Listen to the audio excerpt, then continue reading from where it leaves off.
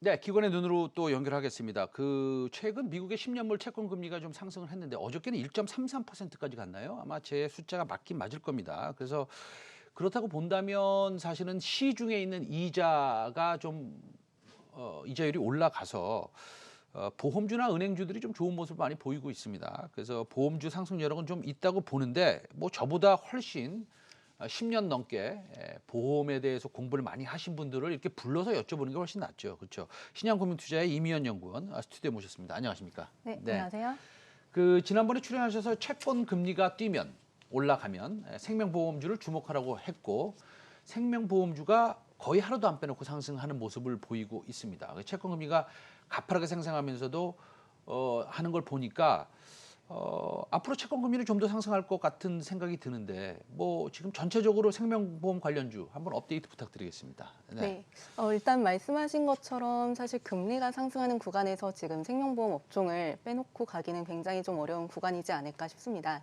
사실 금리하고 이제 보험주하고 어떠한 관계가 있기 때문에 금리가 오를 때 뭐 생명보험을 봐야 되느냐라고 이제 하신다면은 일단 뭐 쉽게 말씀을 드리면은 생명보험 업종은 국고채 10년물 금리하고 주가가 93%의 상관관계를 가지고 있습니다. 대단하네요. 네. 93%면 거의 똑같이 움직인다는 얘기잖아요. 맞습니다. 네. 그래서 거의 뭐 금리 ETF처럼 이제 접근을 하셔도 괜찮으세요. 금리 ETF나 마찬가지다. 네. 알겠습니다. 근데 이게 왜 그러냐라고 네네. 하면 이걸 조금 이제 일단 펀더멘털부터 좀 말씀을 드릴게요. 네.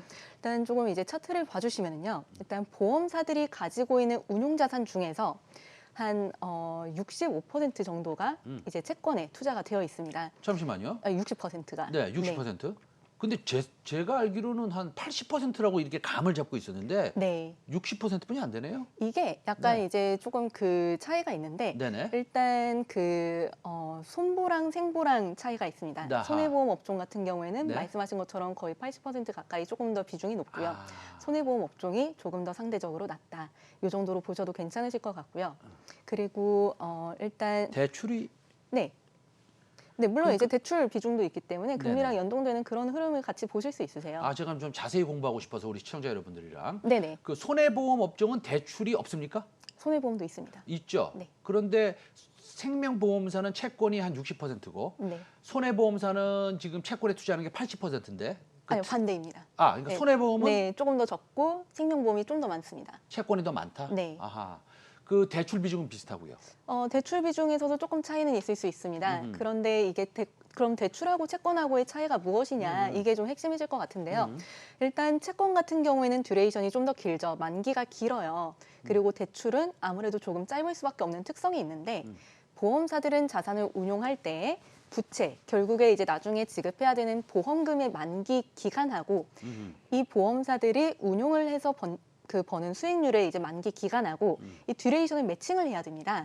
그렇기 때문에 생명보험 업종은 기본적으로 만기가 조금 더 길죠. 예를 들면 제가 종신보험을 가입을 한다 하면은 제가 지금부터 예를 들면 뭐 80세 만기다 하면은 거의 한 뭐 50년, 4, 50년 가까이 듀레이션을 부채로 잡아야 되고 네네. 여기에 매칭을 하기 위해서는 대출로 뭐 1년에서 5년 이렇게 가져갈 수가 없는 거죠. 그렇기 때문에 장기채에 대한 투자가 더 많고 그렇기 때문에 장기채 금리랑 조금 더 연동이 되는 흐름을 보이고 있습니다. 그렇군요. 그러니까 생명보험은 사실은 사망 시까지 제가 이제 제 나이가 이제 내일 모레면 40이니까 네. 네. 그래서 사망 시까지 보면 한 50년 남았는데 그럼 네. 50년을 보면 장기차에 투자를 해야지 이분이 보험 가입한 그거의 기간과 맞아 떨어지는군요. 맞습니다. 손해보험은 좀 틀릴 수 있지만 네. 그렇군요. 그러면 장기채 금리가 오르면 당연히 생명보험 회사의 금리 주가도 오를 수 있는 것이네요. 네. 그래서 상관계수가 93%다 네. 이런 얘기네요. 이게 가장 기본적인 거고요. 그리고 알겠습니다. 조금 이제 저희 시청자분들께서 이해를 네네. 조금 더 하기 쉽게 말씀을 네. 드리자면은 지난 2014년쯤부터 네네. 2018년, 19년 접어들어서 굉장히 이제 그 저금리 기조가 장기화되었죠. 네네. 이때 당시에 사실 이제 그 시장에 지금 상장되어 있는 한 2,500여 개 상장 종목들 중에서 네네. 유일하게 네. 금리가 하락했었을 때 네. 정말 최악의 상황에서 네. 상장 폐지까지 바라봐야 되지 않겠느냐. 네네. 혹은 정말 이 업종이 네. 이제는 정말 업사이드가 없구나라는 그런 이제 컨센서스가 시장에 생겼었던 업종이 네. 생명보험 업종이 유일합니다. 아하. 그렇기 때문에 사실 지금 이렇게 금리가 상승하는 구간에서는 그러한 리스크가 상당 부분 해소가 되었기 때문에 어느 정도 주가가 좀 정상화되는 과정이지 않나 이렇게 접근을 하시는 게 맞다고 저는 보고 있습니다. 그러면은 이게 사실은 보통 일반 종목으로 봤을 때는 급격한 턴어라운드를 시현하고 있다라고 뭐 리포트를 쓸 정도로 그렇게 말이 맞을 수 있는 것 같은데 네. 그렇다고 본다면은 금리가 올라가는 그 소위 말해서 그 증분보다 네. 그거보다 훨씬 더 민감하게 주가는 좀 더 폭발적으로 올라갈 수 있는 가능성도 있어 보이네요. 사실 이미 이거는 이제 그 보험사들의 턴어라운드를 선반영을 하고 있기 때문에 말씀하신 것처럼 펀더멘털보다는 사실 주가 상승이 조금 더 빠르게 움직이는 걸로 지금 보실 수도 있습니다. 알겠습니다. 그러면 금리랑 93%의 상관관계가 있다. 그거 이제 우리 이해했습니다. 그리고 금리가 오르면 그거보다 주식은 조금 더 오를 수 있다.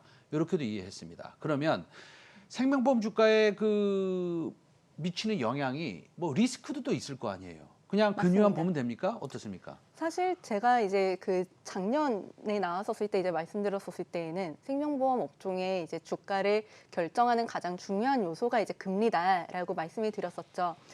이때 그렇게 이제 말씀을 드렸었던 이유는 앞서 아까 차트에서도 잠깐 보셨지만 생명보험 업종은 0.1배까지 PBR이 하락을 했었습니다. 정말 사상 유례 없이 이제 주가가 하락을 했었던 국면이었기 때문에 좀 이제 금리가 좀 이제 중요한 모멘텀으로 작용을 했고 실제로 금리가 가장 중요한 요소이기는 합니다만 그 외에도 이제 펀더멘털을 보시겠다면은 아무래도 규제 쪽을 이제 같이 보셔야 합니다. 네. 규제라고 하면은 보험사들의 이제 자본 규제를 이제 말씀을 드리는 거고요. 이 보험회사가 결국에 나중에 그 가입자들에게 보험금을 지급을 하려면은 그에 대비해서 충분히 이제 자본을 쌓아놔야지 거기에서 이제 보험금이 지급이 되잖아요. 그렇기 때문에 여기에 대해서 어느 정도 충분히 준비가 되었느냐를 보는 이제 그런 규제가 있는데 거기에 대해서도 조금 더 관심을 가지실 필요가 있겠습니다. 알겠습니다. 우리가 규제 산업이라고 그러면은 이제 은행을 대표적으로 꼽을 수 있죠. 은행에서 받는 그런 그 대출 금리나 아니면은 뭐 수수료, 뭐 카드사도 마찬가지입니다. 카드사의 수수료. 그 다음에 좀 더 쉽게 표현한다면 택시 값을 우리가 마음대로 올릴 수 있겠습니까? 그것도 정비 규제 산업이지 않겠습니까? 그래서 이렇게 규제가 있는 산업은 조금 투자하기가 애매할 때가 좀 있는데 네. 보험료 인상도 자기 마음대로 못하는 거 아닙니까? 못합니다. 네. 그래서 이런 인상 이슈가 지금 나오고 있는 것에 대해서는 어떻게 생각하십니까? 보험료 인상에 대해서는 아무래도 생명보험보다는 손해보험 업종이 조금 더 민감하게 반응을 할 수밖에 없습니다. 왜냐하면 가장 중요한 게 사실은 지금은 실손보험이거든요. 아마 지금 많이들 가입을 하셨을 텐데요. 실손보험 쪽에서 이제 보험금 청구가 계속 늘어나는 데에 맞춰서 보험료 인상을 지금 충분히 하지 못했기 때문에 그동안에 이제 그게 이슈가 되었지만 최근에 이제 구실손보험에 대해서는 일정 수준 이상 보험료를 인상을 하자라는 이제 그런 지금 컨센서스가 지금 반영이 되고 있다. 이 정도 측면에서 지금 손해보험 업종은 접근을 하셔도 좋으실 것 같습니다. 알겠습니다. 우리가 이제 생명보험, 손해보험 어떻게 움직이는지 좀 공부했습니다. 쓱 보니까 생명보험이 더 나은 것 같네요. 제 생각엔. 네, 사실 그때 이제 말씀드렸었던 부분도 펀더멘털 상으로는 사실 손해보험 업종을 더 선호할 이유가 많습니다. 왜냐하면은 손해보험 업종 같은 경우에는 그동안 과도한 경쟁으로 인해서 좀 이제 사업비단에서 좀 과도한 출혈 경쟁이 있었고 그에 따라서 이제 수익성이 좀 악화되는 그림이 있었지만 생명보험 업종 같은 경우에는 사실 그것보다도 조금 더 금리와 민첩하게 연관이 되어 있기 때문에 펀더멘털 측면에서 접근을 한다면 좀 더 중장기적으로 손해보험 업종을 그리고 단기적으로 금리 모멘텀 상에서는 생명보험 업종을 이렇게 말씀을 드렸었는데 그 의견은 여전히 동일하게 유지를 하고요. 좀 이제 금리 플레이를 하시겠다 하신다면은 생명보험 업종 지금 나쁘지 않다 말씀드리고 있습니다. 그러면 생명보험 업종 중에서 만약에 탑픽을 하나 고르려면 네. 저는 딱 이게 떠오르는데 그간 가장 힘들었던 회사를 고르면 되겠네요. 네, 뭐 사실 그게 이제 가장 간단하고 네네. 쉽게 이제 그 접근하실 수 있는 네. 방법이지만 어떤 회사가 그간 가장 힘들었던 회사입니까? 가장 힘들었었던 회사는 사실 이제 한화생명이고요. 네네. 저는 이제 한화생명은 업종 이제 관심주로 말씀을 드리고 있고 네네. 업종 탑픽으로는 삼성생명을 말씀드리고 있습니다. 무조건 좋은 주식을 좀 고르네요. 그거는 네. 혹시 리스크를 갖다가 우리 애널리스트께서 테이크 하시기 싫어서 그냥 펀드멘털이 좋으니까 이게 좋다라고 말씀하시는 거 아닙니까 혹시? 아, 이게 그런 좀 측면도 있죠, 사실은. 그런 오해를 하실 수 있지만 아, 저는 이제 아닙니까? 기관 네. 투자자분들을 대상으로 이제 음. 그 자료를 사실 이제 주로 제공을 하고 지금 프로그램명도 이제 기관의 눈이기 때문에 네. 사실 이게 그 펀드 가입자들의 그 수익률을 생각을 했었을 때 당장에 이제 단기적인 수익률 측면에서는 하나생명을 제가 추천을 드릴 수는 있지만 네. 이게 그래도 이제 지속적으로 수익률이 계속 꾸준히 나와야지 사실 펀드 가입자들도 늘어나지 않습니까? 그렇기 때문에 저는 조금 더 안정적인 이제 삼성생명을 말씀을 드리고 있습니다. 근데 이제 오해는 하시지 않으셨으면 좋겠어요. 네네네. 네. 그럼 개인들은 사실 하나생명 사이가 좋고 기관들은 삼성생명 사이가 좋고 뭐 이렇게 좀 단순하게 생각하면 될까요? 뭐 그거는 이제 판단하시는 네네. 예, 영역이라고 저는 생각을 알겠습니다. 합니다. 네. 그 이제 증권주로 넘어가겠습니다.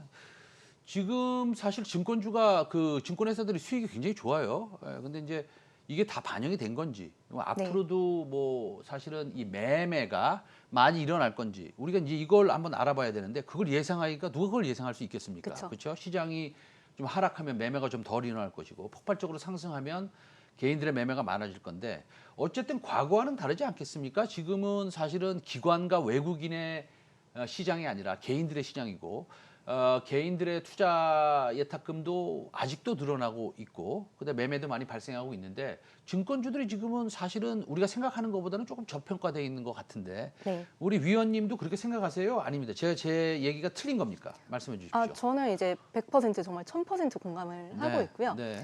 사실 지금 증권업종 같은 경우에는 굉장히 저평가 구간이다라고 말씀을 드리는 이유는요. 네네. 저희가 이거를 좀 차트로 말씀을 드려야 될 텐데요.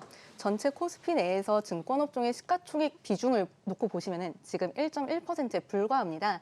2008년 이후로 계속 이제 쭉 미끄러져 왔고요. 이거를 이제 이익 비중으로 놓고 보시면은요. 순이익 비중은 한 5% 정도 됩니다. 그렇기 때문에 이게 지금 실질적으로는 이익이 잘 나온 데에 비해서 주가는 충분히 이게 지금 평가를 받고 있지 못하다라고 놓고 보셔도 괜찮으시고요. 사실 지금 이게 PER하고 PBR로 놓고 보셨을 때도 코스피 대비해서 굉장히 지금 저평가 구간입니다. 왜냐하면 지금 뭐 PER 같은 경우에는 사실 지금 뭐 코스피가 한 14배 정도 부여를 받고 있고 네네. 증권업종은 한 5.8배, 한 6배 정도 부여를 받고 있습니다. 절반 이상으로 지금 디스카운트를 받고 있고요. PBR 같은 경우에도 코스피가 1.2배 그리고 증권업종이 0.6배 수준입니다. 알겠습니다. 그 지금 시간이 없어서 그런데요. 그러면은 탑픽 하나만 간단하게 좀 설명해 주세요. 어떤 거 제일 좋아하십니까? 증권업종 중에서. 증권업종은 제가 지금 업종 탑픽으로 한국금융지주 그리고 키움증권 이렇게 두 군데를 말씀을 드리고 있고요. 아하. 관심주로는 미래에셋 대우 이렇게 말씀드리고 있습니다. 알겠습니다. 오늘 신한금융투자의 임희연 연구원과 함께했습니다. 오늘 말씀 잘 들었습니다. 감사합니다. 네, 감사합니다. 예.